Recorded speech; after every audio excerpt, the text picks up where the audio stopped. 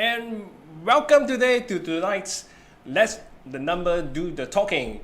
I'm Terry Shi, and together with me is Mr. Leong Ji Hian. And together with us today on our live chat is Ms Jun Low of, I'll say, Hating Black Society and other F&B Restaurant. business. Yeah. Yes. And Hi, everyone. Hi, Sian. Hi, Terry. hi, Ms. Low. And just to start off, Ms. Low has been in the industry, F&B industry, for over 19 years, if I'm not wrong. And she has been a very successful businesswoman and have done a lot of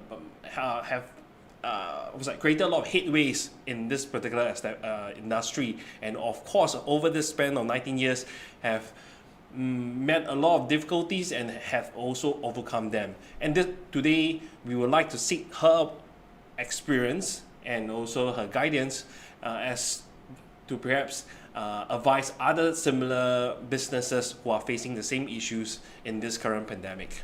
So, Ms. Low, maybe to start off, could I seek your response in regards to the latest announcement that that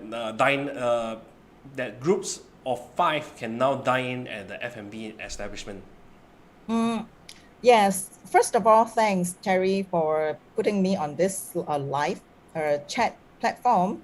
And I dare not say that I'm giving advice or guidance, but I'm just here to share what operators like us in this industry is facing. So way back to your question, when you talk about like the heightened measure right now, that the dining limitations is increasing from 2 to a table to 5. To us operators, where we take it as it's better than nothing.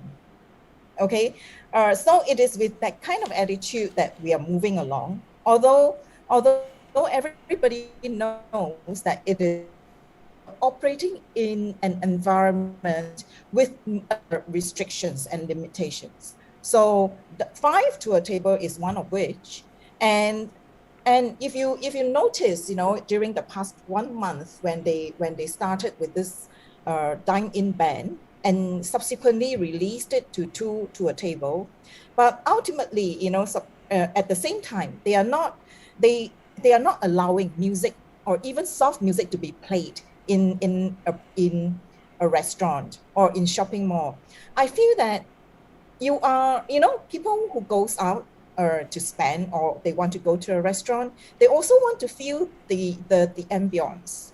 You go to a shopping mall or a restaurant right now, you totally don't feel the atmosphere.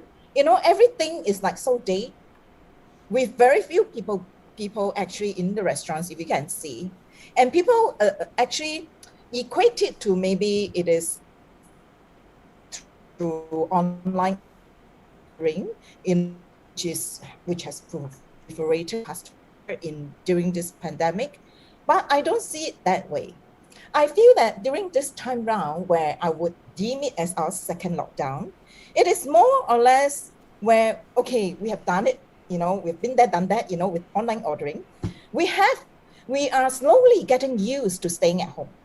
So it has come to a point, whereby we are already accustomed to having activities at home, and most of us feel so lazy to go out. So even if there is this opening up with 2 to a dining table, you feel lesser diners actually out there, and I think all these are the few reasons that contributed to the current situation. So I don't know how you see it. Both of you are consumers in your own rights. When you go to the mall, how do you feel? I just feel that the whole town or the whole mall is so dead, anywhere that you go to. What is the reason for not allowing music in F&B outlets? The reason given was because, when the music is played, consumers will tend to speak louder, beating the music. But I'm sorry, I do not agree to this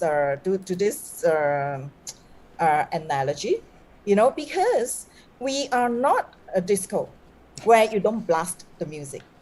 it is still a restaurant or dine-in place where soft music is played. It's just for the holistic environment. It is the ambience. It's the whole dining in experience, but not allowing music. I just feel that, you see, Terry and Sian, the pandemic is already very somber. We don't need to add onto it. This is how I feel. You know what is you should allow a little bit of music. It is to make your whole society more lively. Why do you want to make it more somber when the pandemic has already brought so much sorrows to everyone? Be it whether you're a working person or you're a business person, equally. So I just don't see the logic there. And Jun, you mentioned about people getting used to the lockdown, because this is what just transpired was the second lockdown. Would you say that this second lockdown was worse than the first lockdown? Because there was apparently hawkers were saying that this last lockdown was worse than the first. Because more people, like you mentioned, alluded just now, that people are already getting used to, say, dining from home, or referring to people calling in. Now, I hear from people like my peers or people in the same industry as myself. Apparently, the ordering is not as Prevalent? Not only prevalent, it is not as like robust as compared to the first lockdown. I see. So I think a lot of the operators are complaining that, oh no, even when we are supposed to have already accustomed during the first lockdown on ordering online or deliveries, but we don't see a spike during this second lockdown, if I may call this the second lockdown. So there's no you don't see a spike in orders.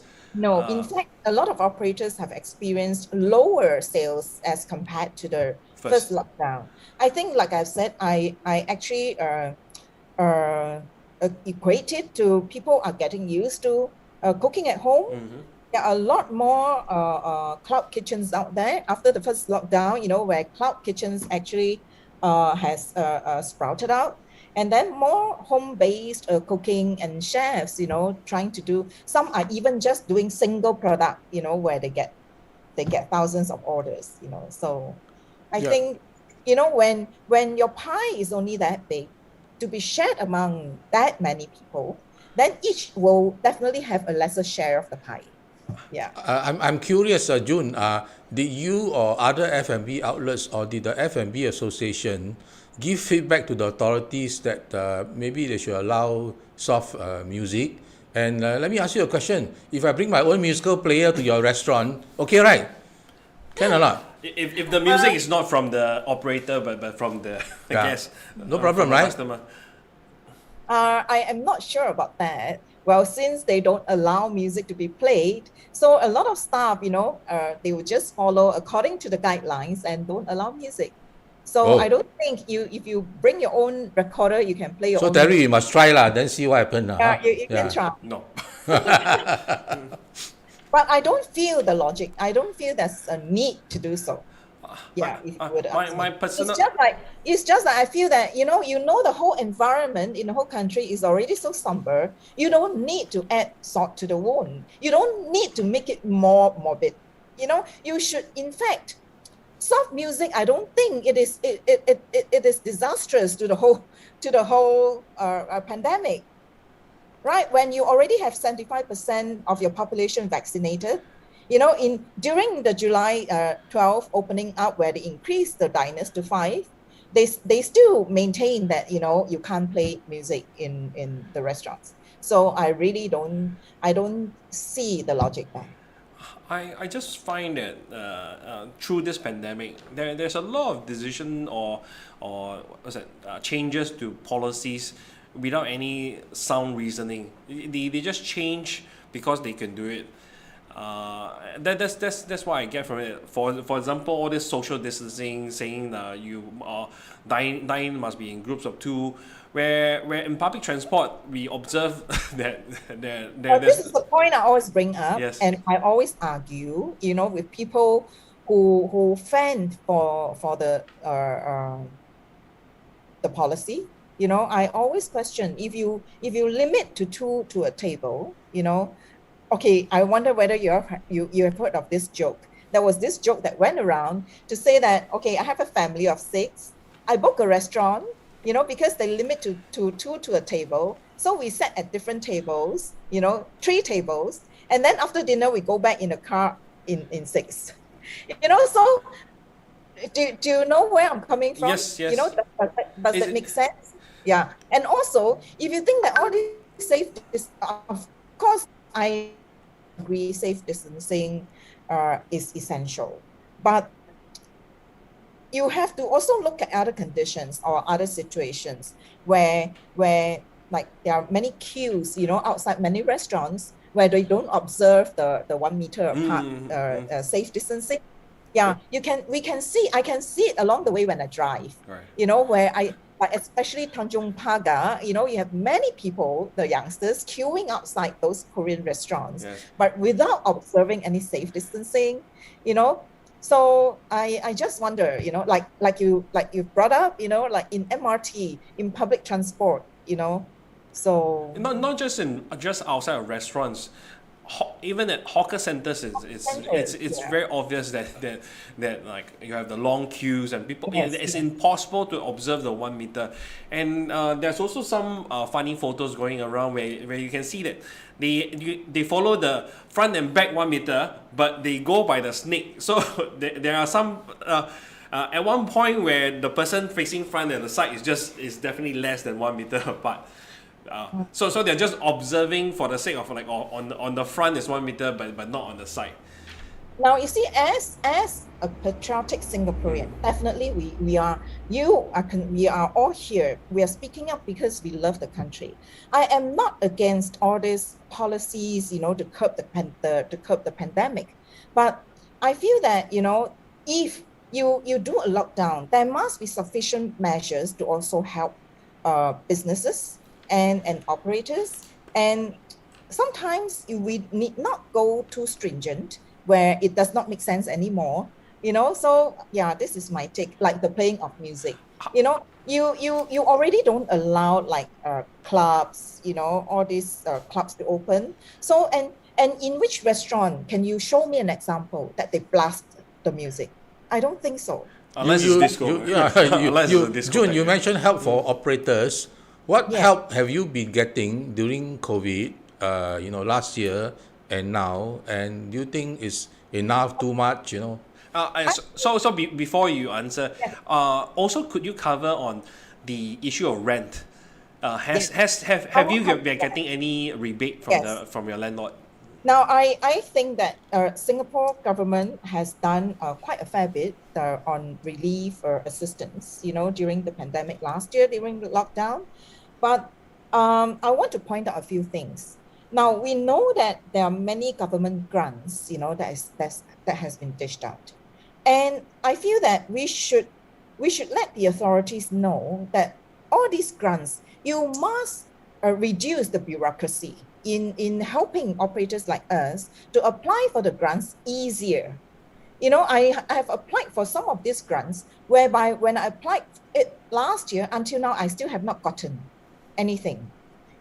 Where they will keep repeating, asking you for documents, although it is there. Okay, for example, we need to submit CPF Form 90. Okay, where there are certain names there, but the officers who are looking at it did not or missed out that name. So they are asking you, why is that person not there? So you got to resubmit. There are many of such repetitious, submissions and resubmissions until so tired. And, because as SME, we don't have a clerical person dedicated to just focus on grants. Unlike big MNCs or, government-related or government-linked organizations, where they have a dedicated person just to look into grants. We don't have. So everything lies on one person who multitasks a lot in other areas, and we may not have the resources to just look into grants to get it efficiently and productively to help the company survive. So this is one area I want to highlight. Now, there are many of such grants, but I think maybe you need to, there are so many of all these consultant firms that has sprouted out to call companies and want to help you to apply for grants. But I ask myself, why can't this be the communication from the different government entities that is giving you the grants? Why does it have to be coming from all these consultancy firms where they charge you a commission? Nothing is free under the sun. There's no free lunch. So companies like us, when we don't have a dedicated resource to actually look into grants, we have no choice but to tap onto all these consultancy firms that say that, they are so, we sort of trusted them because we have a feeling that they are so used to applying for these grants. It may be faster, it may be more professional as compared to us, amateurs or novice, trying to apply for grants where there are 1,001 documents, requirements. Fair, you should, because it's public funds. But there are a lot of areas where I tried to go online to do it myself. If you are a first-time applicant, you are stuck because there are certain clicks, that guide you to different areas where you don't know. So these are the hiccups or the barriers that we met, as an operator. So I just wonder, maybe we should cut off, and get, you have a lot of people working in like ESG or, Singapore Enterprise. Maybe you can reach out to all these SMEs to try to help them. How about the rent? Okay, as an operator, I must share this. As you know, in Singapore's operating environment, the cost is very high to operate in Singapore. Now, first of all, it is the high rentals, high food cost, essentially everything is high. The accessible labor, excessive labor cost. So if, we are talking about F&B, I think the biggest component is always rental and labor cost. Now, right now, the third one is creeping up. It is food cost. Because, of this pandemic, the whole supply chain is affected. Logistics is adversely affected. So it drives up all other costs, So ultimately, we bear the brunt. So I hope landlords or our policy makers can understand the woes we face. We are not only facing like high labor costs, but high rentals. So in this aspect, I really want to, I would want to plead with all the landlords in Singapore to help all the SME operators to survive, because the rental cost is one big component we cannot avoid and cannot deny. But sadly, Terry and Sihan, I must share, a lot of the landlords are not willing to reduce rental rates because ultimately it affects their property value. And that's where I think we are seeing still very steep rent rates, although it may soften a little due to this pandemic, but I think it is not enough to help SME survive. Unless the government sees it as a holistic picture that they want everything to come up vibrantly again, in all areas of business, I think something has to trade off, during this period, in order for everybody to ride through this crisis. But if there's no trade-off somewhere, like especially on rentals, then I think you will see a lot more shops close down, a lot more people out of the job due to, there's a need to reduce operating costs and so forth. Yeah. Jun, since you have talked quite a bit about rentals, do you have any comment about NEA increasing the rentals of some of the hawker stalls by as much as almost 40%?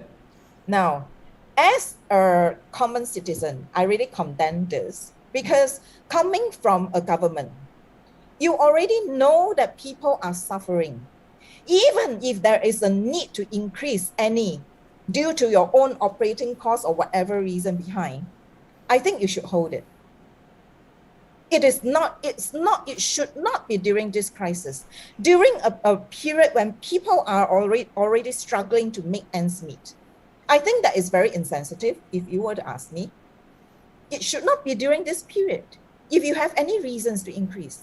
Now, what is the reason? The reason to increase may be due to, I think, it is only these few reasons, like increasing back-end costs, operating costs, or whatever. It is always these few reasons. Is it such a drastic need to really, cost it upon the operators right now? You know, some people I think that is insensitive. Yes, some people have argued that it's just like 300. It's 40% sounds a lot, but it's just like $300 in rent. But people don't realize that for each bowl of noodle, for example, that people that the hawkers sell, they only earning about probably 20% or even less of net of the thing. They basically are selling their labor. So for a bowl of noodle that costs $3, they're earning less than $1. So meaning that they have to sell an additional 300 bowls of noodles in order to cover that increase in rent. So I think actually, yes.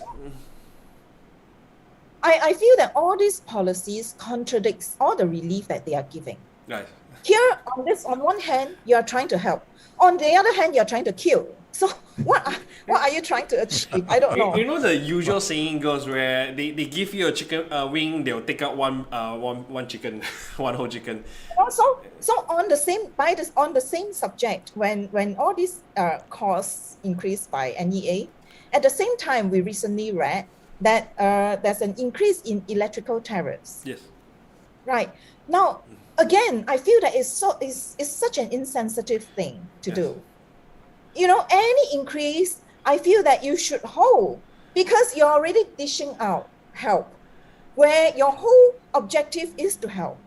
The problem. And on the other hand, you're here, whacking the people, Yes. on your right. The problem here, I think, is a problem that's prevalent in Singapore, which is they will attribute this to SP Power, because the SP Power is the one that increased the tariff for energy tariff. But people seem to forget SP Power is under Temasek. Temasek is under the Singapore government. So it all dwells down to end. Is this comes from the government? I don't see it as SP or Temasek. Oh no, but this is what they were arguing for. Correct. But I see any policies that is announced is the cost of the government. Yes. It cannot be anything else. So Jun, here's a trick question for you. Since this program is called Let the Numbers Do the Talking, right? Do you know roughly how much profits are made by the electricity sector in a year? Want to make a guess? I think I want to throw it back to Si Hian, who is an expert in all these numbers. I think it must be very embarrassing. You don't want to make a guess, I guess just a Just a rough guess, guess, just a rough you know? guess. Yes. As a don't. businesswoman, what do you think it would be? electricity justifiable sector, profit? yeah. Yes. Electricity Sector, yeah. could be in the millions, I guess. Or you're, No lah. You're Way out. Yeah, Okay, you're- it's okay. Just the electricity. no idea. Electricity distribution, right, is estimated annual profits about 1.6 billion, Wow. and we have not included the electricity generators' profits. Right, yeah. So these are just profits alone. Yeah. These are profit of what we call the distribution and supply of electricity. Okay. Now, of course, the generators also make money, when Right. they supply electricity. So that one, we don't know how much, but just the distribution and supply, maybe about 1.6 billion a year, no? Leong, Yeah. don't you think that this goes back to what June was saying just now?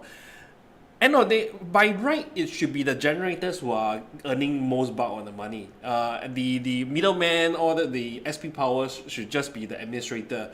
But it will be seen that in Singapore, by and large, it's the middleman, all these administrators that are earning money without doing anything much. Yeah, absolutely. Other than just Yeah. administrating. Yeah, absolutely, you're right, Terry. Not the one doing the work. Yeah. So, June, in your F&B sector, do you have this same issue where you have a lot of middlemen, contractors, who take a cut, right? Of course, Yes. electricity, like, for example, if I may give an example, like NEA, right? Hawker centers, right?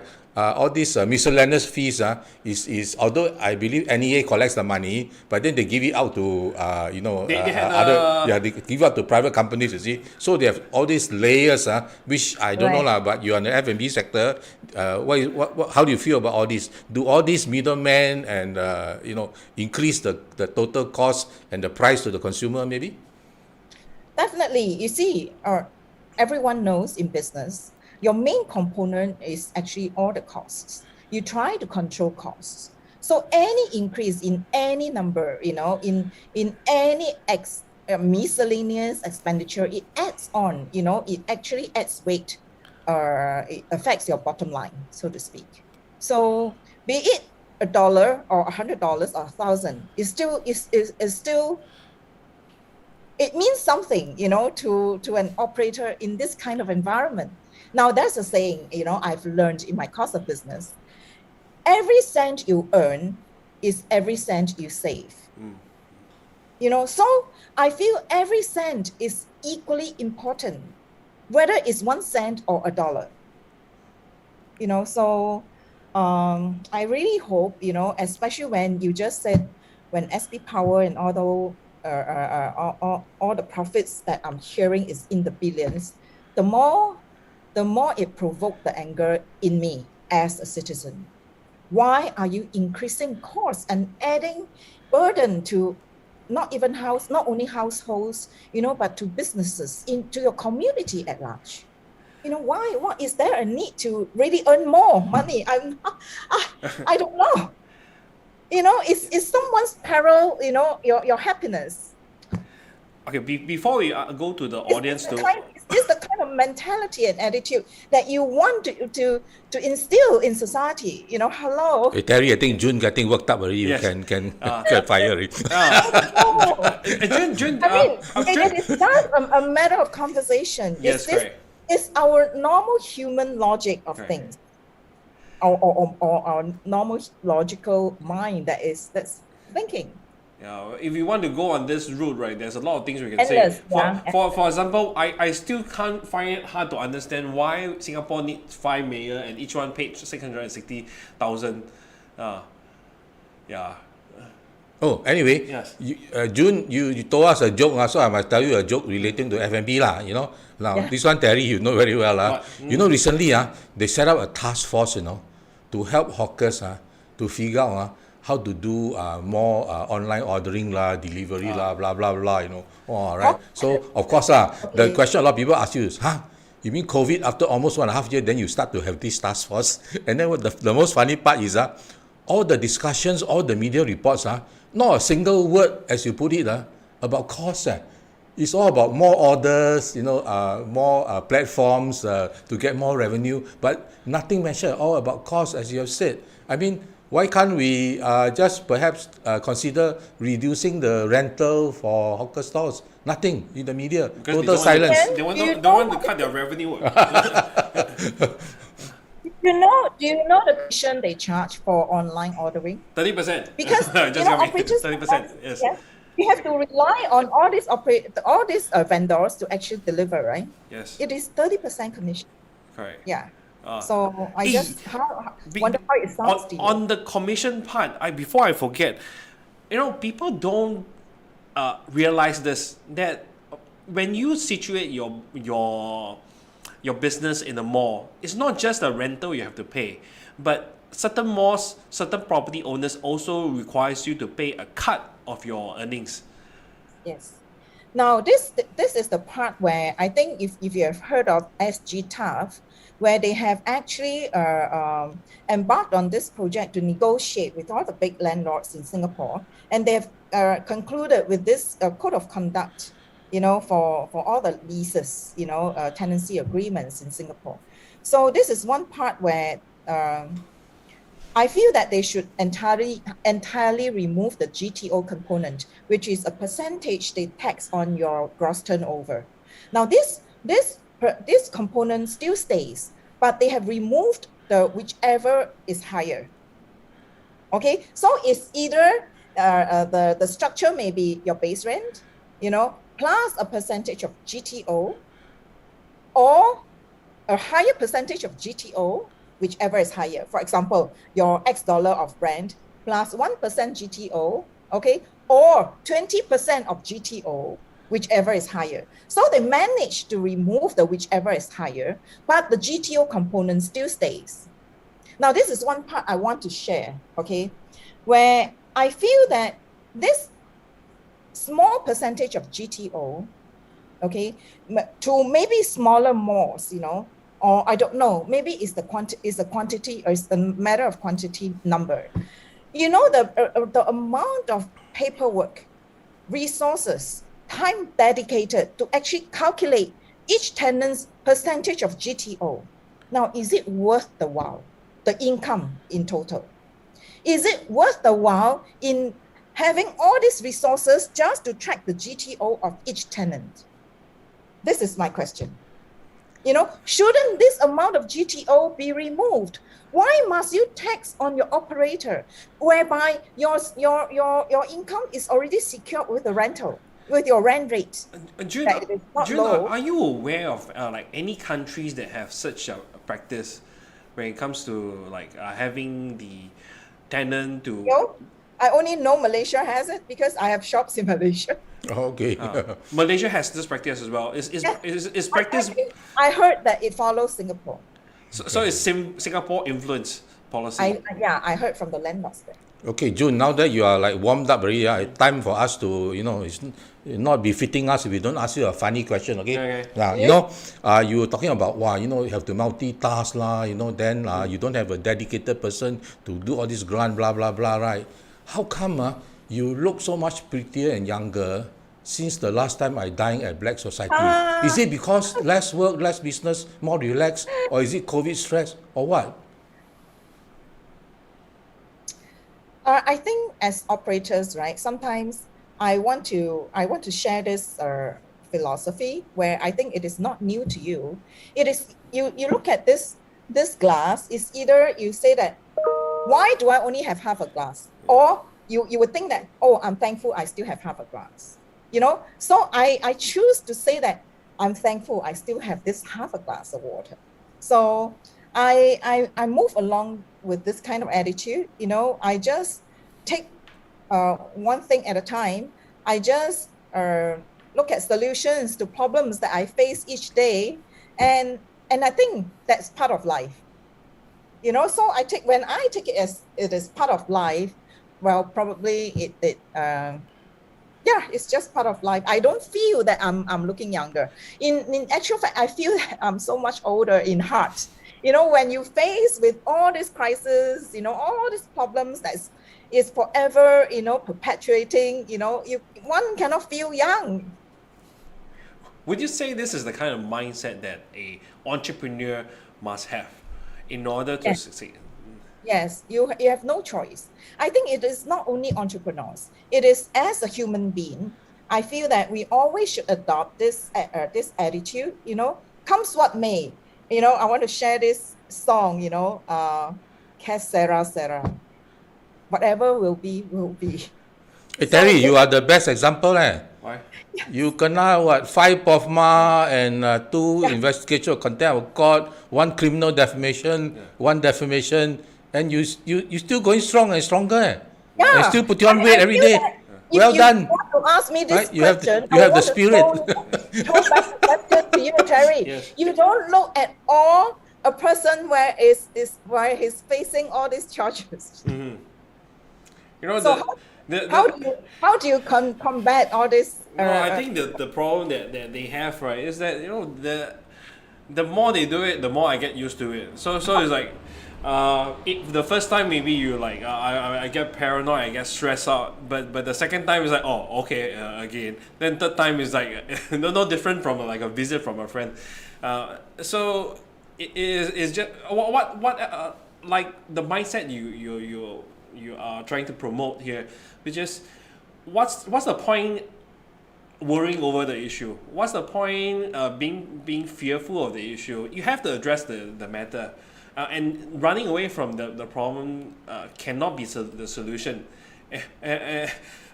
If yes, on that, yeah. And Yeah. Terry, can be quite fun, right? Everywhere you go, you get, Grab driver don't take your fare. No, not Free necessarily. food. Most people don't recognize me. Huh? That I can attest to. Most people actually don't recognize who I am. Okay. Yeah, because I'm not really a front end person. The fact I'm doing this is also bo pian. I have to come out and know. The more the merrier lah, okay? Yes. Oh, hey, so let's go back to this. I wanted to hear from you, Jun, on Yeah. on whether Okay.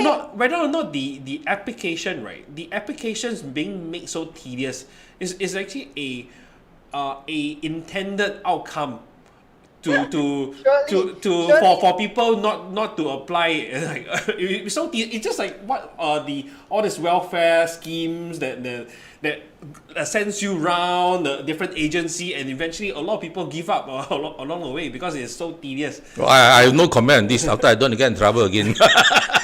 No, you see, Terry, Yes. when you mention this, I think it is you are not you won't be surprised to hear that this is what is shared, among all our colleagues who are trying to do all these grants.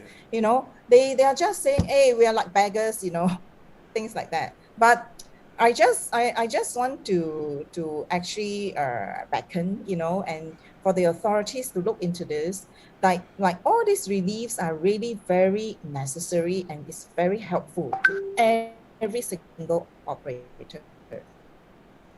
If the sincerity is there, just reduce the needed, to actually get the final grant. I think it is not only the monetary help that eventually the operators will get. It is the peace of mind, that we really feel that there's really care from the government, sincerely. So while I'm talking about this, since we're on this subject, I feel that, in Singapore, a lot of malls are controlled by government-linked companies.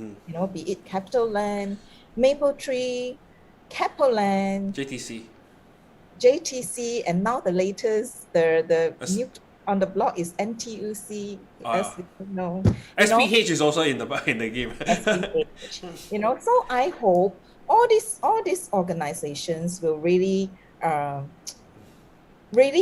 a heart. Is it? have a heart and think about providing assistance to all your tenants, who are all in need right now. It is like reinforcing the foundation of trust in all these government-linked companies and the government. Okay. Since we're talking about grant, I must tell you this joke, Yes. I volunteered to do financial counseling. So I think last year, So there was this person who came, self-employed entrepreneur in F&B, right? So she was telling me, hey, she applied for the COVID-19 support grant, right? Then rejected, right?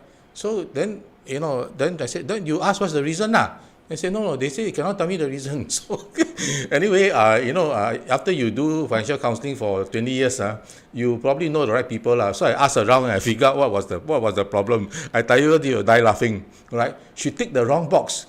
Because when they asked her in what sector you're in, she didn't tick F&B. I think she ticked others or something, So the moment she ticked the right box, then you went through. Funny or not? Yeah. Okay. So Jun, Okay, I have experienced the same kind of incident. Where one of my company where we have applied for a grant, we qualified, but eventually they say that there's a lapse and therefore we are disqualified. So I obviously call to find out why, because they said that they actually posed a question in the grant portal where I actually have to revert, and this question is something very simple relating to the documents we submitted, but because I missed that question, all right, and they disqualified me. So I said, I'm not convinced, because first of all, I qualified for the grant. Just because I didn't revert to your question and you disqualify me. Now, did any one of you try to call me? Nobody called me. They just feel that, that is only communication portal, and they do not know that we have 1,001 things to do. We don't check on the portal every day, and therefore, or sometimes I don't even check emails every day. And eventually we did we got disqualified from the grant where we actually needed it so much. It's funny that like if It's just the same, like just now, Sian, you yes. said, but you didn't tick on the box. Yes, You know, that kind of thing. so I think it's funny when if this situation was met in a private sector scenario, the customer service from the private sector will give you a call and Yeah. ask to clarify is this is this Yeah. correct or is this wrong? So why is there no such service from our government Right, organization? which is from which our is government why entity? Yeah, that's why it's called government service. It's not called customer service. which is why I was having this mind that maybe this whole process is to weed out those people who may be not so persistent in going to claim for this grants. Perhaps. Okay, so let's answer some questions from the public.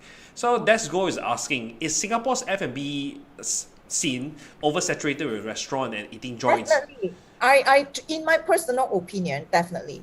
Now, I think many years ago, Singapore always want to brand ourselves as the financial hub in Southeast Asia. All right. But then subsequently down the road, we also wanted to market ourselves as a tourism hub. So tourism and F&B, it is interrelated.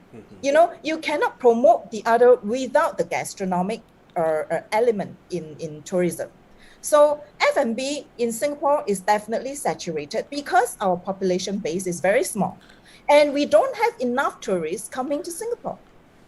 And especially right now, lockdown, no need to mention. You know, when we are opening up as it is, we don't even have enough tourists. So Okay, let me. Wait, before you connect. So the follow-up question on this, right, would be if there, as you mentioned, if there's over supply of F&B establishment, right, would this current pandemic provide some form of market correction?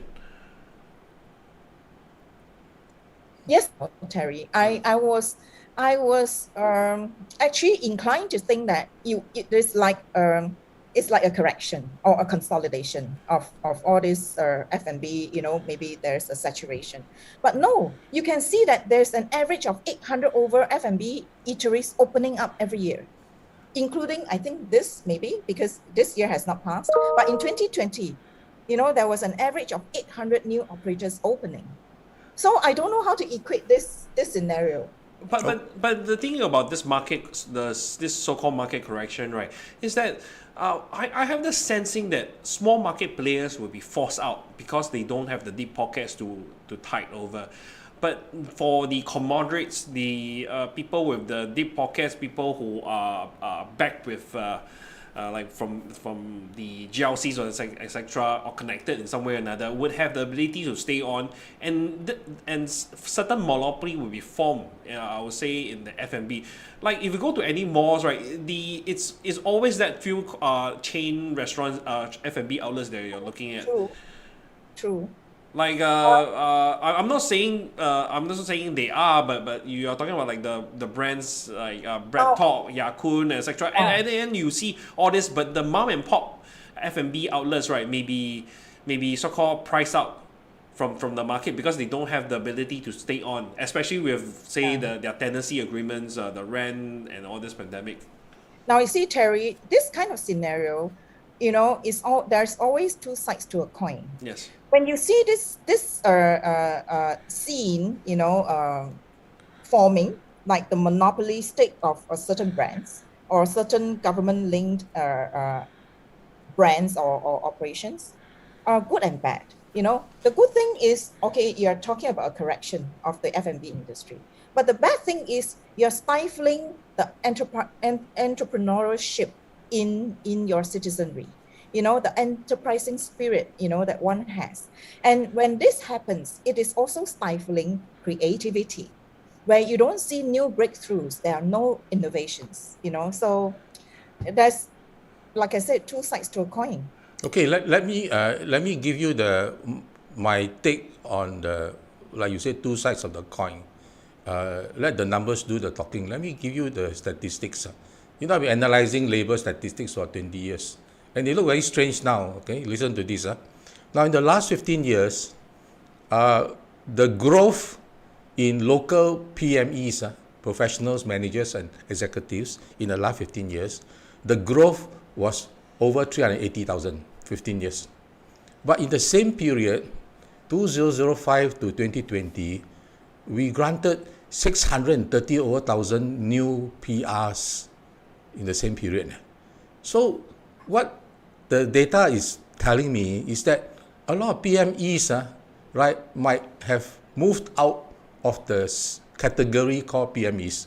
I mean, if you have lost a job or you cannot get a similar job, you know, with a decent pay, what do? You become an FM, you become an F&B entrepreneur, lah, you know, right? Yes. Or you become a private hire, driver or a gig economy or self-employed or whatever. You know? So maybe that's why a lot of people are jumping into F&B, and you see Correct. the latest figures are more new F&B businesses in COVID-19, right, than pre-COVID, you know, because, I mean, They're what forced choice do they have, right? You know? Yeah, correct. But, but Jun, as a F&B entrepreneur, wouldn't you say that the risk of going into F&B business is actually pretty high, given that at the initial years, right, it's about really sinking in a lot of capital, and whether or not it works out or not, there's no certainty. Of course, with hard work, of course, with your food being delicious and service being good, could somewhat ensure your success in certain form or ways. But to really to see a future, say 5 years, 6, 10 years down the road, is pretty hard to say, isn't it? Now, I feel that the risk is definitely very high. It is not only high. In Singapore, it's very high because the labor shortage right now, during this lockdown, it has actually pushed up wage levels, whether be it foreign workers or local workers, because it goes in tandem. All right. And then, of course, the unrelenting rent rates, the rentals in Singapore. But you still see a lot of new operators, like maybe it equates to where Sian has said a lot of PMEs cannot find jobs. So the easiest way out, it is actually F&B, because the barriers of entry is very low. So long as you have a little capital, you want to give it a try. Okay. So this is what happens, and definitely I have seen friends around me, who suddenly, went to open a cafe. Oh, then I know, that's why I can say, yes and no, sprouting out, during this pandemic. So I think maybe it's because, if they have been executives, it is very difficult for them to look for jobs nowadays. So the only way out is to try to venture into a business. And the only way possible is maybe F&B, because it is a no-brainer thing, or an easier route to take. Yeah. But I think for F&B, going to F&B business, right, one problem I think a lot of face is managing the expectation. Like near to my house, there was a Japanese store opened by two Singaporeans. I felt that their food was really nice, but you know what happened? They closed within half a year. Reason was, right, it's not because that they don't have enough customer visiting their store. It's not because their reviews are bad. In fact, their reviews are really good. But the thing is, the reason why they closed, according to what I understand from their neighbors, right, is that the income that they were getting was not to their expectation, because they were expecting like 5-6K monthly income after cutting all the expenses. So because it doesn't meet, they cannot see the immediate returns, they say there's no point holding on, and they just let go of the shop. I think they're smart, and to see that, I think the loss is a smart move. I think a lot of entrepreneurs going into F&B actually have maybe very high expectations of the outcome. Yeah. So when of course, your spirit, you're not motivated, when your spirit has been dampened, all these negative results, that you did not expect the income, to be like this, so I think the best way is really to cut loss. cut your loss and run. Hey, Terry, I tell you, Yes. after 20 years doing volunteer financial counseling, you come across a lot of F&B cases. I can tell you, Bankruptcy? bankruptcy and whatever, money problem, Okay. cash trap, they broke. Yeah. I tell you, arguably, the main problem is what, See, when you cannot get a similar job, then you got no job, then no face, right? So it's nice to say, hey, I'm running a F&B, right? Than to say, oh, I'm driving a car or something, And I think this is the problem, like June say, the expectation, like you say, A lot of people say, okay, this one got face, then got expectation. Well, can be like Jun Low, got nine restaurants there, 9 F&B after the 19 years still surviving, doing well in COVID. I really thank my lucky star but- that I'm still surviving. But I really I don't think I'm the owner. I always feel that I'm a worker. Correct. To the business. Yeah. Correct. Because every month you're worrying about overheads. It's not like a scenario where you just like a tai just sit there and just wait for money to come. Hey Terry, you're online citizen every month. You don't worry about your overheads, man. Of course, that's what all I business. always tell my staff. Yes. I always tell my staff that I'm a You're the slave. boss. you're I'm the boss. slave to Yeah. all the staff, Correct. and the landlord. Yeah, and the landlord, especially the landlord. Even if I don't operate, I have to pay them as well. Yeah, so I'm just a worker. Okay, so we just touched on the labor part. There was a question from the public on whether or not Singaporeans are shunning the F&B industry. Definitely. So it's not shunning in the sense of opening F&B, but we are talking about as employees. So as cleaners, as washers, as servers, as cooks. What's your take on it after running F&B in Singapore for 19 years? Now I think it has been the trend, and it is not getting anywhere. It has been for years. It is not only in recent years. I think essentially it's because in F&B they know that the hours are longer. It is more manual work, and they are not. I think I actually relate it to something whereby Singaporeans feel largely they are comfortable at home. There's this recent term called 躺平 in do you know what's 躺平? Don't know. Lie flat. Lie flat. Yeah. Okay, there's this new term in society, especially in China. Yes. Everybody is so discouraged that they would rather not do anything. So it's called 躺平. Right. It's just like when your cost of living is so high, you can't even get a reasonable job. So they might as well stay at home and not do anything. Their life there is 996. 996. Okay. In China is 996. Singapore still have it better. You know what's 996? Oh no, all this sound like Greek to me. 996 working from 9 a.m. to 9 Tang p.m. Ping, 996, okay. So the reason why you have this mindset of Tang Ping is because the kind of lifestyle they have there, where everyone expected, or not expected, but the norm is that you work from 9 a.m. to 9 p.m. for 6 days a week. So is it like something like that you don't see a great future for you going ahead? Is that what it means? No, okay, in a way, yes. In a way, because these are the youth do not see an outcome. Okay. That goes back to what we have today for the F&B. I always have this mindset on. You think about it. A lot of the youngsters nowadays, or even the middle age, are relatively well educated. So we are talking about people from the tertiary or even uni. Okay, let's not talk about uni. Let's just talk about tertiary, meaning poly and downwards. If they are given the choice between a white collar job, which is a 5-day work week, from normal office hours 8:30 to 5:30 or 6. And they are working in an aircon room.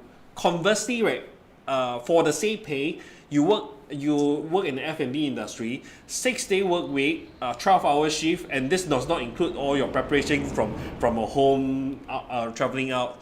So putting aside the pay, it's also in terms of the commitment that one will have. Not to mention, right, when it comes to F&B, right, when people are supposed to taking break holiday, it is supposed to be a time where you're most busy. The work conditions so lah. your pay also lah. it's not just work-life balance, but in terms of your life, right, would be off sync with your friends, right? Yes. In that sense, Okay, June, let me give you, sorry, go ahead, yeah. as well. Okay. Please go ahead. So we, as operators in the industry, we always try to be flexible, knowing this is the scenario or this is the trend where a lot of locals shun the industry in order to attract locals, because the worker quota, or without the locals, we are not able to get quota to employ foreign workers. So we have, in order to encourage or increase the local employees in our organization, a lot of industry players just have to be less rigid and more flexible in making ways to suit the locals. For example, knowing that, okay, locals, they're very fussy, they don't want, we always try to suit, so we begin to employ a lot of locals where they only work 6 hours, and it's only weekdays. Part-time work, or is it? Part-time lah. Part-time. Yeah, So part-time lah. they are still considered full-time, but full part-time workers. I see. Okay. More manageable blocks. Yes. Okay. Yeah. It's better than no local, in that aspect. But ultimately, we are still not seeing the younger generation come into the industry. All these that are taking part-time work, they are all housewives or older ladies. The newer generation, or like between 20 to 40, or maybe they still don't come into this industry. I know the government has some policies where they started some centers, to try Hawker centers, to yes, yeah. promote F&B, Diploma in or try to entrepreneurship. or maybe to glamorize this industry, but it doesn't work. So back to this same problem, I always urge our authority to actually consider not putting F&B under the services umbrella in qualifying for the foreign worker quota. Because ultimately, right now, you can see that F&B is equivalent to the construction sector, where there are no locals coming into this industry. So in order to help this industry, I feel that maybe I have brought this up many times, and I hope they will rethink again, whether to club all this under the services sector. Okay, let me give you some numbers. Correct me if I'm wrong, June. Pre-COVID, my numbers, I mean like F&B pay, pre-COVID, my classmate from school who was working in a fast food restaurant, part-time lah. And he told me his hourly pay was about $6 plus only pre-COVID. When was this? Pre-COVID? Pre-COVID, yeah. Okay, yeah, part-time, okay. And then just pre-COVID, I have friends who do F&P part-time lah. So most of them tell me, say, yeah, the pay is around $7 to $8 an hour lah, Well, but now, right, my friends tell me their pay has gone up, It's like, even $9 nobody wants to work, must be 10 or 11. So, correct or not? Correct. Okay. You're right. Yeah. Do you know that at one point of time, when we try to get locals, all these, like every restaurant needed cleaners, right? That is part and parcel of it. And we have, in order to try not to sub out to a subcontractor, we try to engage our own cleaner. Yes. I even advertised to a pay level whereby it's like 3,008. Nobody comes forth, for interviews. Wow. So, and eventually we have no choice but to sub it out to the contractors. Because the contractor would by hook or by crook get someone to... Yes, because they guarantee you a worker. Yes. Hey, but June, you know this, right? The minimum, what you call basic pay, including employee CPF of cleaners, right? Before July the 1st this month was 1,236, right? Of course, from July 1st now this month is increased to 1,314. So I think you have the issue here is you have I think 149,000 resident cleaners, laborers and related workers. Okay, so all the pay very low, like I mentioned, 1,000 plus only. Then you offer 3,008. I think the issue is perhaps that these people, they don't know where to find you, and you also don't know where to find them. So there's a gap somewhere. So there's definitely this big gap. With like operators like us, we only know how to recruit through advertisements, through maybe social media, and by word of mouth. But where else can we get all these workers? And all these workers, maybe they also don't read all this news or don't go onto the newspapers or social media to look for jobs. You know, Yeah. so one person commented that the hourly rate is only $8 and it's too low to consider a decent pay. That's by Charles Yeo. But I just would like to make a comment, right? Say, first thing, Singapore doesn't have minimum wage. That's one thing. The second thing, right, is that I'm looking at the salary from Glassdoor.sg. For McDonald, right, the hourly rate is $7, about $7. But however, people still go and work at McDonald. I think it's an issue of perception in terms Yes. of working. Where's your workplace? You want to Yes. work at a Chinese restaurant doing this thing, or you want to be at an Of atas course McDonald's? lah. I mean, Or- Terry, huh? you want to tell your friend, oh, I work at McDonald, I get free meal, you know, for Yeah. $7. Yeah. Or of course, you need to say how much you earn, lah. Right. Or you need to say, oh, I'm working as a cleaner in the black society, or what. You know. So perception, lah. You know. I think it's really I just somehow think for the youngsters or the middle, because back in the old days, it's really whoever pay me better, I go to there. But nowadays it seems that the work does not people go to work, right, not for this, but it's more of like, okay, what kind of because they are to a lot of the Gen Y, I suppose, they don't have financial commitment as much as what we used to Yes. have. I attribute it more to that because you also cannot afford, an advancing society. When a society gets more affluent, definitely you don't expect your children who has attended universities to become a waiter in the restaurant. So I think this is part and parcel of the whole fabric, when a society is moving forward. So I don't thought that, but I feel that if we have to be realistic to what is happening in front of us. When we know that the situation is like this, and yet F&B industry is part and parcel, it's inevitable. So in order to help this sector, don't you think that, the services sector, they should remove it from the services sector and just provide the foreign workers that it needs to actually function on? Where for all the youngsters, where they come up from university and all that, we have to provide, we have to look at that from a different angle and provide more jobs for them. Instead of giving all this to, people coming in from CICA or giving it to foreign workers, maybe we should consider all this bunch of people, our own locals, where we pay so much attention on. I just find that the situation is a bit hard to address because let's say in Japan, Hong Kong, Korea, etc., where you have undergrads, you have tertiary students who basically work part-time for their allowance or to save up money. So they would do part-time at the F&B establishment, and also because they have somewhat of a minimum wage, so they whatever they are paid as students are actually paid the same as what a working adult would be getting. So it's substantial. Whereas in Singapore, because we don't have minimum wage and etc., then they might undercut you in some way because you're a student and you have no experience, and therefore we don't pay you that much. I remember my friend in Japan. She works after school. She'll go and work in the the nearby her restaurant that was near her place, and she managed to save a lot, and which could go for her trips subsequently. Singapore, we don't have this practice, and it doesn't help that Singapore is also so stressful when it comes to studies. It may not be even if the student is willing to go into, say, doing the part-time, the school curriculum might not allow the person to do that.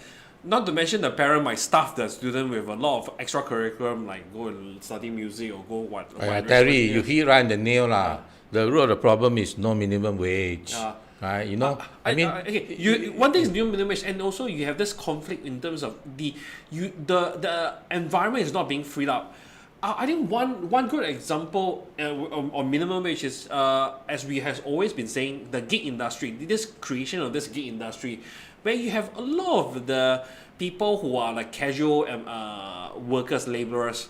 You're talking about people who are single mom who have to take care of their young kids. You're talking about singles who have to take care of their elderly parent. people with various commitments who cannot commit to a full-time job, and now they are able to like go off and do this. And F&B business like your like Jun's, who basically cut out the shift into manageable hours, is also helping them. But the thing is, it is not really that widespread. This practice is not that widespread, which is why your society is not ready for this. Yeah, Terry, you just look at the labor statistics. We talked about this last week, Yes. the population census, right? Correct. You have a few thousand people working full-time for less than $500 a month. Correct. Then you have tens of thousands of people working full-time for less than $1,000 a month. And all in all, you have something like, what is it, like, was it 800 over 1,000 resident workers whose take-home pay after CPF is like less than $2,400. Hey, 800 over 1,000 people. So if you keep on, you look at the below 500, below 1,000, below 1,005, it's very sad, but the real problem is no minimum wage. Jun, some people are commenting, questioning in terms of the help, the 3,000 over helper pay, cleaner pay that you have offered, and no one is going to take up. I just want to add on 2 points. One is, I believe a lot of people remembered what happened in Sake Sushi who also offered. Went on the radio and offered $3,600. Yeah, $3,600, and he couldn't find. And the thing here is, right, people say that they don't believe that, etc. But the problem, and they don't realize one thing is that, yes, this person might go there and say, okay, I will try this job. But after 3 days, 4 days, right, this person stopped doing the job. Exactly. 3-4 days, I say it's too tiring. I cannot take it. We have experienced this too many times over the years until it is countless. Correct. Whenever we were so happy to finally get a local coming in to work, but it cannot last. Correct. And longest maybe 2 weeks. And I also like the audience to understand, right? This amount, $3,000 over dollars, right, is not overstating, because that is also the amount that you're paying the contractor Yes. to establish. So it's not that you're not willing. F&B business are not willing to pay the amount. They are willing because they are exactly paying the same amount to Yes. a contractor. So Thanks for saying that. yeah. So to people who are asking, saying that that June is telling a tall tale, right? You could jolly well just go and sign up for the thing. But the thing is, you must sign a contract, say you're willing to work for 1 year. But the thing is, Singapore doesn't allow for such a contract to be. That's why I understand a lot of employers they rather employ a foreign worker and pay Okay, I the want to levy tell- or that, I want to- because no I want to turnover tell the problem. audience- I want to tell the audience who has said that I may not be telling the truth. May I ask this audience a question? What is my objective of lying about this? Yeah. Why? Why do I want to say something, that I may give myself a slap in the face? Why do You're I? on the live show with Terry Shu on the Online Citizen. No, You but must be there's mad, right? no need- so there's no need to lie about this, because this is actual. Okay. Because I achieved nothing by lying about this. I'm not getting anything out of all these conversations. I'm just merely sharing what I experienced in the industry in real life. So Anyway, Yeah. June, don't get too worked up. I mean, a No, lot I'm not getting worked of up. the comment we see is maybe Yes. from IB's one, so I never just mind. want to correct. I just want to correct these people's mindset. Correct. Yeah. Please continue. Yeah.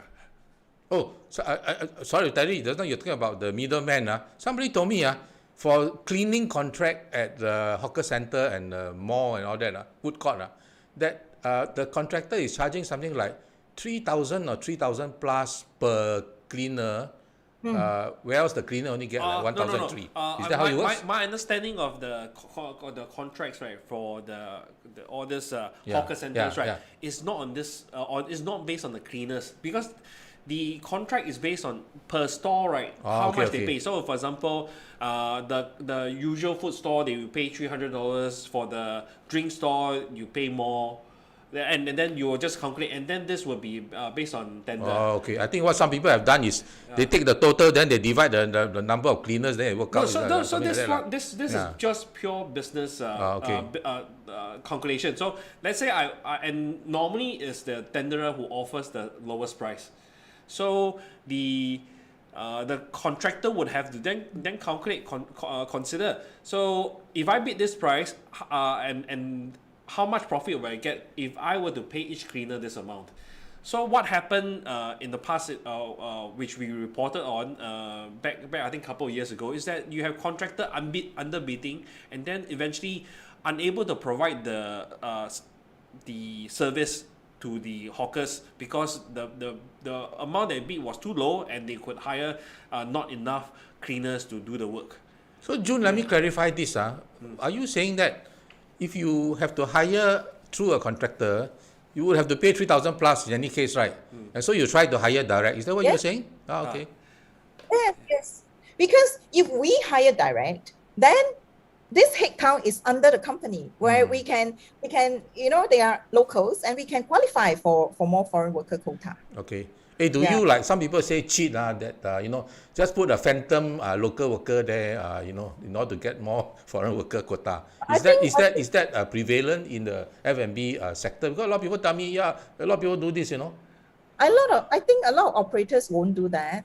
Honestly speaking. I know F&B don't do that. It's more of the cleaning industry. Oh, okay, yeah.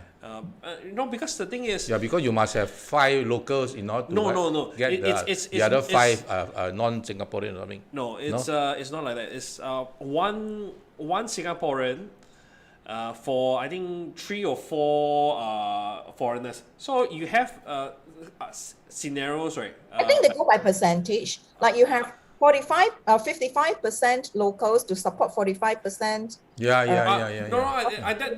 not what I recall, because when I reported on the cleaning company, right, it's very clear that there are some companies that simply say, example, for this 70-year-old guy, he can't barely do the work, but what I can promise him, right, I'll pay the CPF.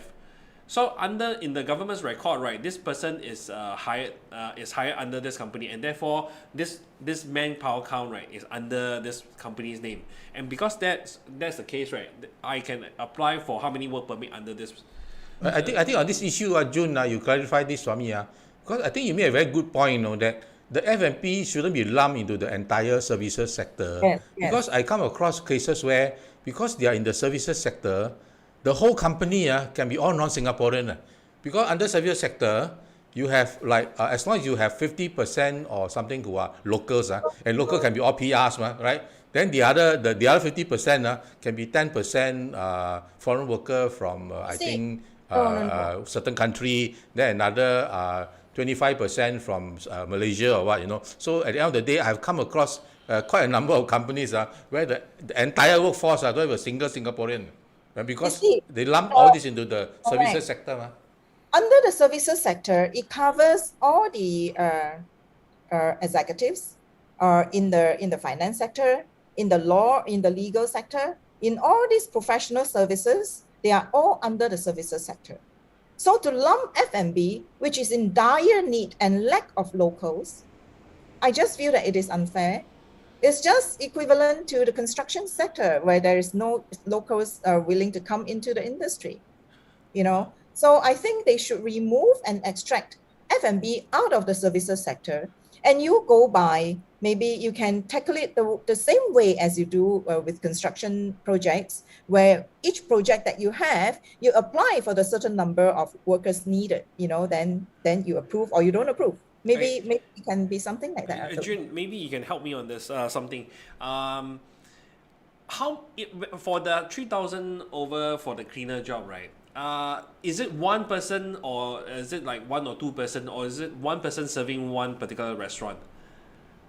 Our condition or our terms to them is, it doesn't matter how many. If you can have 2 to come, but we are paying you that 3,008 to complete that job. I see. So meaning we have tried. Yeah, we have tried. So meaning for the job is if you can one person handle the restaurant's cleaning duties, then you can just take the $3,800. And we allow them to, of course, we pay for an extra headcount during weekends, during public holidays, things like that.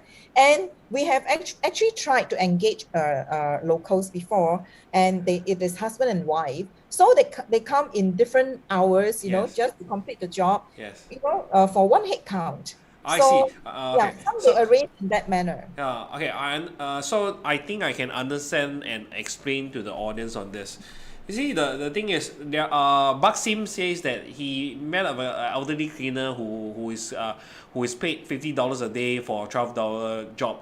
The thing here is, right, I also agree that it's far too low for a person's working 12 hours or a job. But the thing is, right, the person is clearly unable to complete the cleaning duties for, say, a restaurant. If the person want to apply for the 3,800 cleaner job, because the 3,800 cleaner job will mean that this person must be capable, fit, and committed to clean the restaurant to up to service standards. Terry, yes, I want to clarify something. Yes. When we engage these cleaners, yes, they are only in charge of cleaning dishes. They are not. They don't clean the premises. Oh, so it's just dishes. Just the dishes. Okay. And you have to bear in mind, there are restaurants operate, the peak hours is only during lunch. Yes.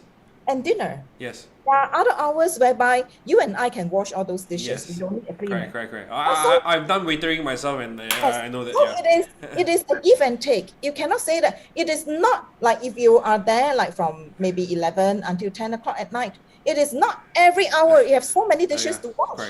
So there are certain days that you're more free. There are certain days that you're more busy. You know. So, and on top of that, we don't exploit them. You know, on days of like eve of public holidays or holidays, we allow you to get access and extra headcount, and we pay for that.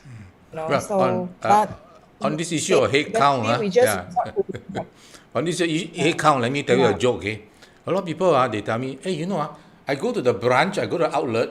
How come I see all the people 100% all are foreigners? Well, the answer is simple. Okay, under services sector, right? 50% must be locals, right? All the locals are in the head office, right? And that's why when you go to the outlet or go to the branch, they're all the other 50%. You know, I mean, is that like you say lah?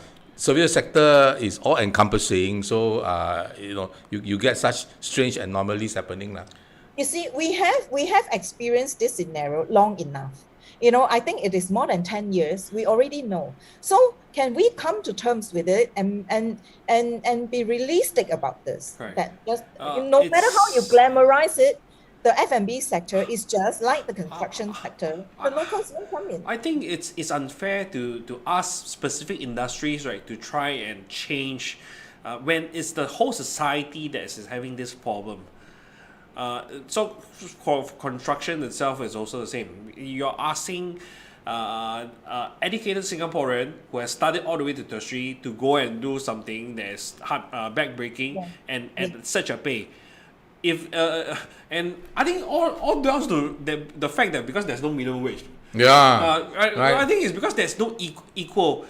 If right, say there's minimum wage, then the those harder work that is harder to find so-called people to take out, right, will be paid higher. And this is directly what you see in developed countries, Australia, Sweden, Switzerland, where it's the blue collar that earns more than white collar. Yeah, precisely. Like Jun, like what you say, you cannot lump all into services sector. Now, give you some examples, okay? You go to the hospital, then you say, the person who greet me is a foreigner. The one who admit me is a foreigner. The one who bring me up is a foreigner. The one who treat me is a foreigner. But then you see, here's the thing, right? Because services sector lump all together, right? These are jobs that Singaporeans want to do, you know, right? But because it's under services sector, the employer will just max out the foreign workers quota lah. It doesn't care, right? I don't know. I don't. No. You can't just go there. I do agree. Yes. No, I do agree to a certain extent. Yeah. No. It's that is the symptom. It's not the cause. Correct. The cause is simply that is cheap. First, it's cheaper to hire foreigners, It's not because they're more talented. Then second thing is because it's easy to apply for it. It's not like in other countries, right, where you really have to go, like how you went through applying for the grant. You really have to go that hard to justify why I need a foreigner to take up this job. On this issue, I heard in Parliament yesterday, somebody said, Yes. the foreigner don't have CPF contribution. It's nothing to do with them being cheaper. It's just that we something like we don't need to be responsible for the retirement or something. That was the, so to me, that is very stupid argument. That was, I believe, by the manpower minister who said that the CPF is not a disadvantage, which Mr. Leong Man Wai actually countered, saying that. Of course, the employer saves 17%, on the employers. How can you say there's nothing to do with leveling the playing field for a Singaporean? This is not a blue collar job. This is 70% high pay. Yeah. Maybe even 5-figure. So Jun, I think we are reaching the end.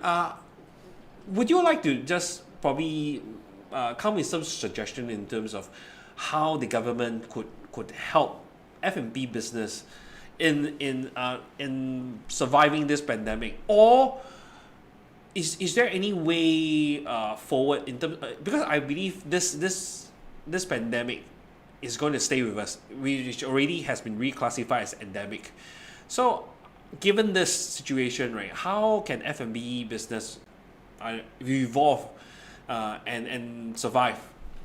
I think first of all, the government has actually to come to rethink what they want to brand Singapore as.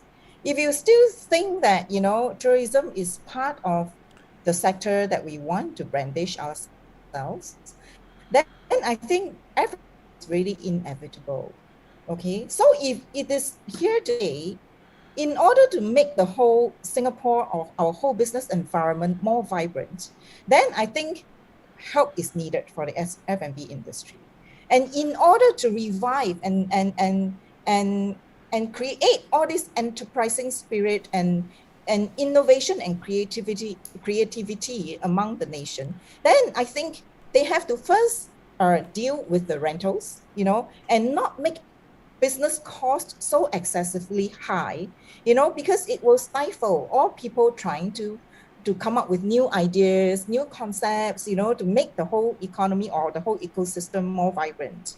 So in order to actually revise the rent rates, I think it has to be passed down from the ministry level, and maybe have a backdoor discussion with all the mega landlords, to see how we can make this a more conducive environment for operators, and secondly, of course, back to our labor problem, it is really to rethink removing F&B sector, under and not covered under the services umbrella, in order for us to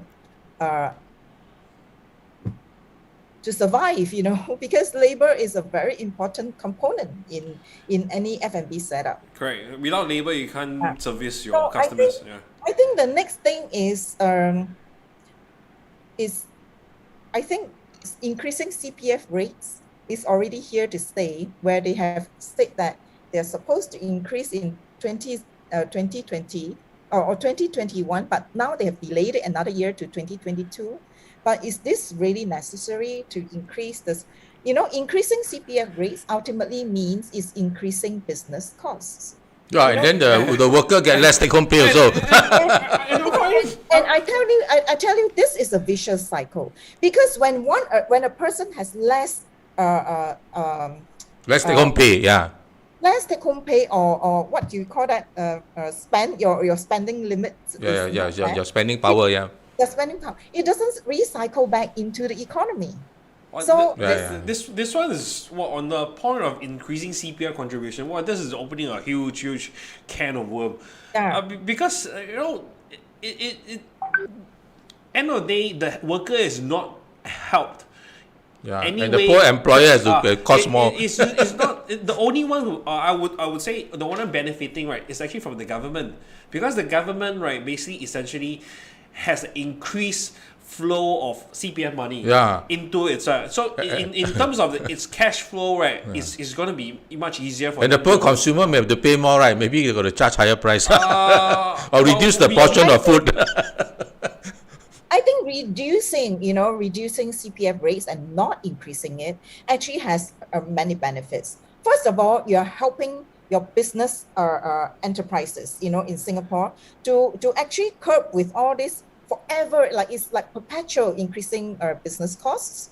And also this reducing in CPF rates, it shall mean, you recycle it back to the individual with more spending power, and therefore it recycles it back into the economy. So it benefits the whole ecosystem. But why are we not doing that? Hey Terry, since you mentioned CPF, Yeah. I must give you the number, right? Yes. Let the numbers do the talking. There are over $400 billion in the CPF now. Okay? So, of course, we don't know what is the return that the government gets investing our CPF. But let's say conservatively, let's say they get 5% per annum, right? And then, okay, we also don't know what is the weighted average rate that all the CPF accounts pay out every year. But let's say it's 3.6% or something.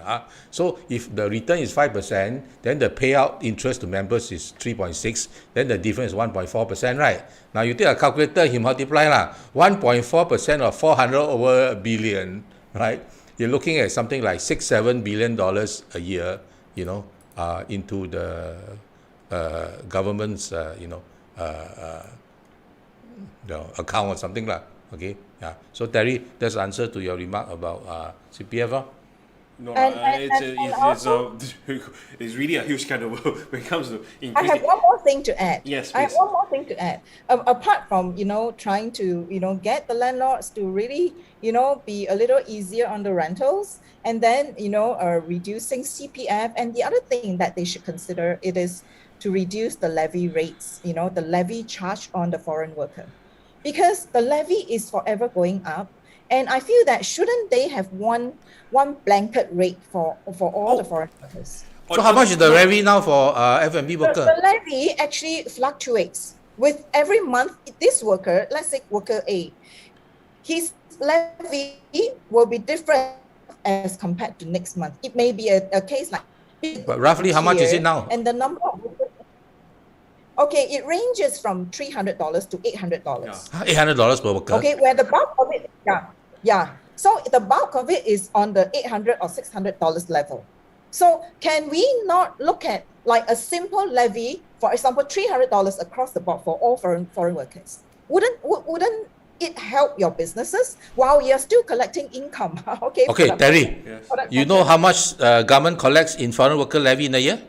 About 4 billion. Wow, Kuih, you very good, better than me. Yeah, about 4 And the billion. next thing I want to highlight is we pay, I call this indirect taxes, okay? We pay skills development levy for every Singaporean based on their basic wage, all right? But they also apply this to foreign worker, whereby all this skill development, it is more for courses that they have, for us to send workers to upgrade their skills. Then we can use this SDL, right? Skills Development Fund. But we cannot send the foreign workers because it is not covered. Oh, but So the foreign why worker do also we have to pay SDL? this skills development levy, is it? Depends. I think depends. Yes. Oh, she said yes. No, it's not depends. We have to. No. We have to. I'll say it depends in terms of, because some businesses, right, ask the employee to pay.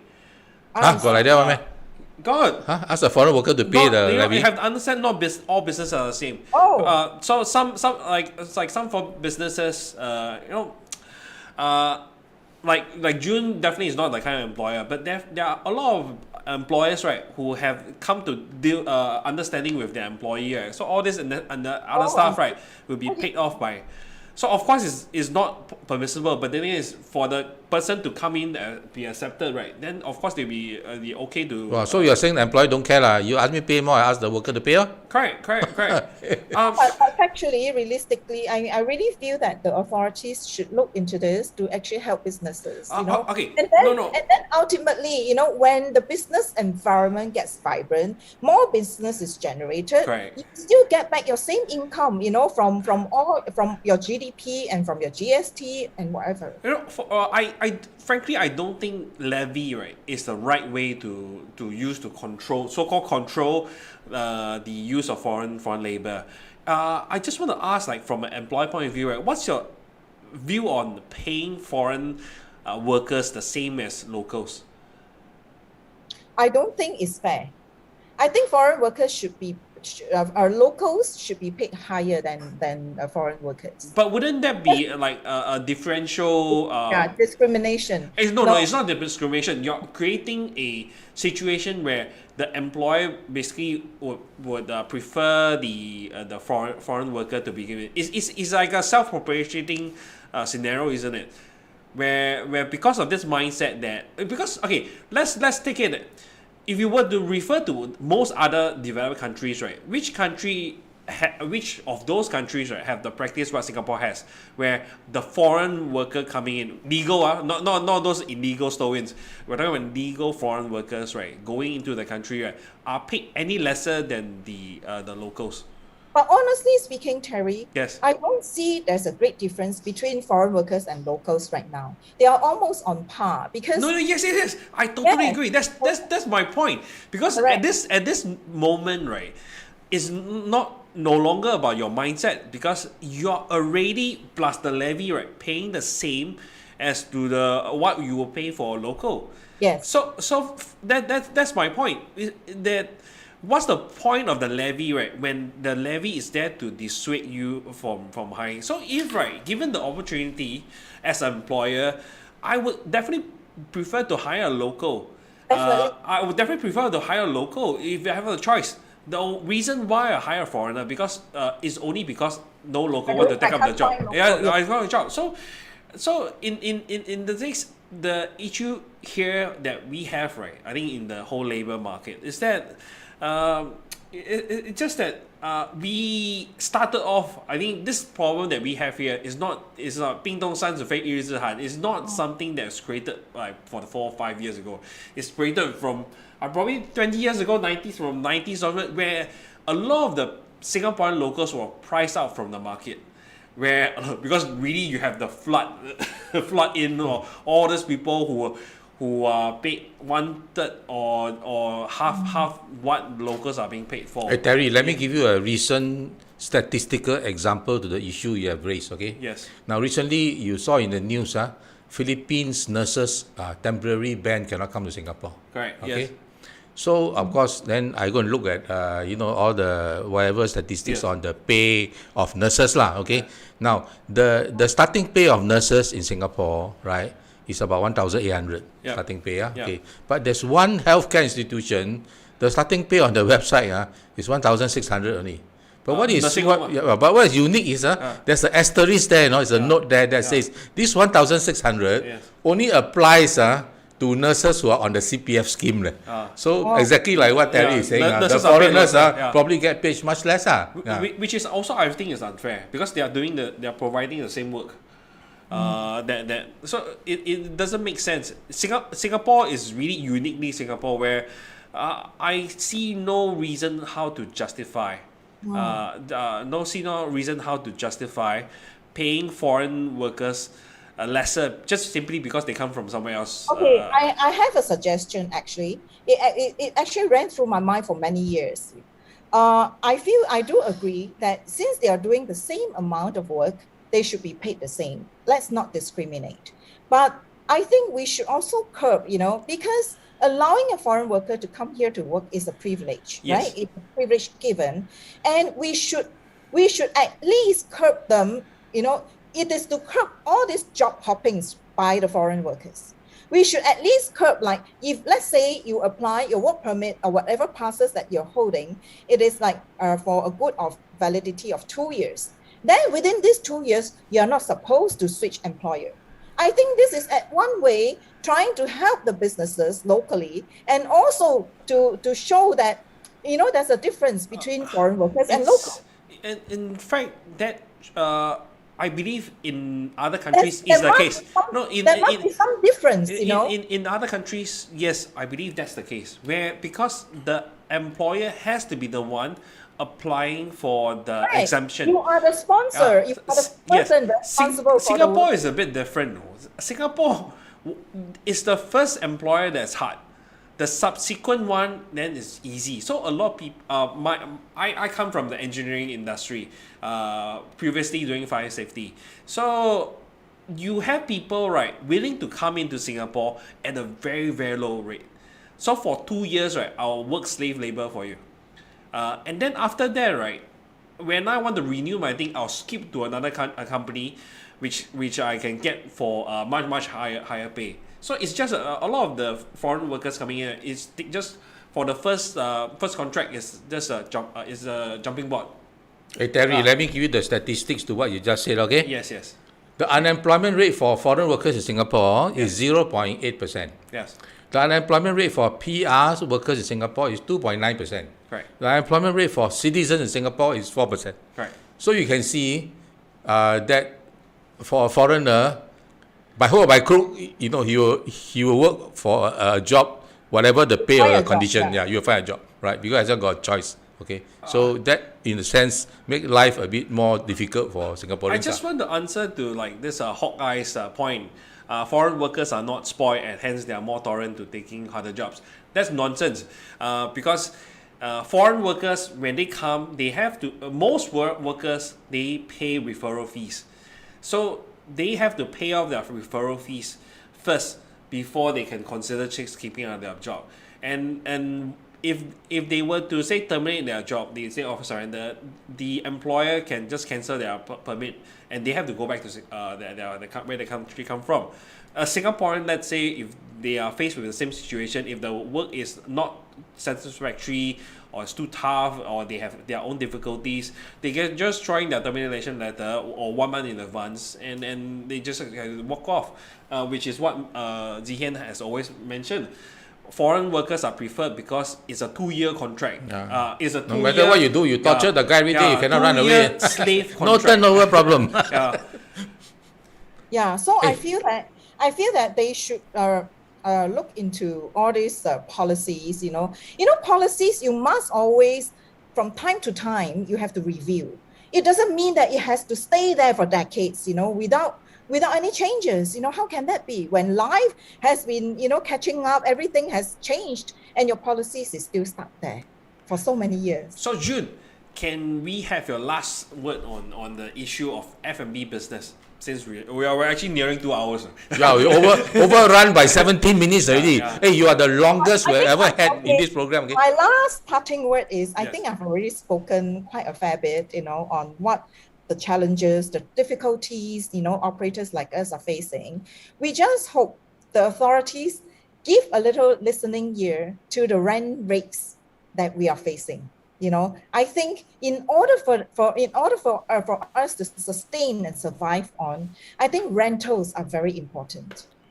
Where labor is already something so challenging, shortage, ever increasing. We are everything is driving up wage costs. The next thing really, in order to survive through this pandemic, is really rent rates. If the landlords are not helping, I think a lot of us cannot survive. When you have lockdowns like this, government is only helping you with 50% JSS. Landlords are only listening to what the law mandates and nothing else. Then how you expect us to pull through? Really, So I really hope that there's some heart somewhere, who can listen. That's hard. Right. Okay, Terry, my final remarks. Yes. June, if someone watched this live chat show and comes to visit one of your 9 restaurants and say, hey, I love all the stuff you said during the show, will you give him like a free drink or a free dessert or a small discount? Well, if you see me anywhere in the restaurant, come and approach me. I promise you'll get something from me.